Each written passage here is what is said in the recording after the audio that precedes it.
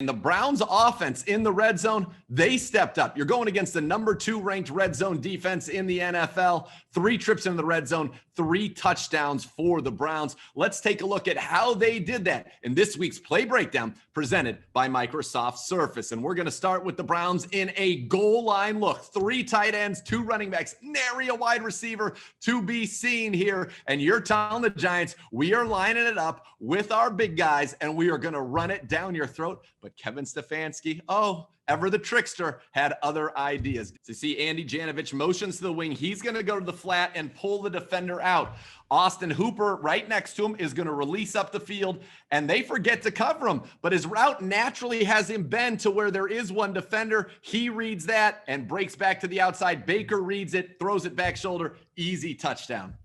Yeah, the Giants, they like to play a lot of zone coverage, especially down here in the red zone. And you can see the linebacker. He's reading Baker Mayfield's eyes. He gets pulled just a little bit to his left, to Baker's right. And that's all the space that Austin Hooper needs to be able to settle down in that little soft spot in the zone. And Baker Mayfield's able to find a nice little throwing lane to the back of the end zone, putting it where only Austin Hooper can catch it and nobody else. And that's touchdown Browns.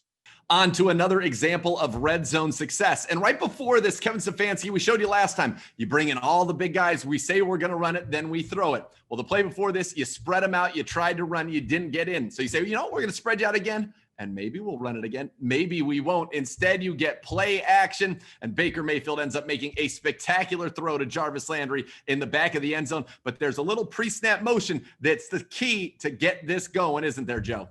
Yeah, Donovan Peoples-Jones is going to do just a little bit of short motion and then end up running across the formation once the play is snapped. And the reason that's really important is because all those pass catchers are watching who is the man-to-man cover guy who's going to be guarding him, because that's the guy that they're going to try to create traffic. It's that natural rub, that little pick that they're going to try to create to be able to give you a little bit of separation when the Giants are playing man coverage. It's a really popular thing to do down in the goal line because it's so hard to play man coverage when you do run those crossing routes, because there is a lot of bodies in there just in case Baker Mayfield decides to take off.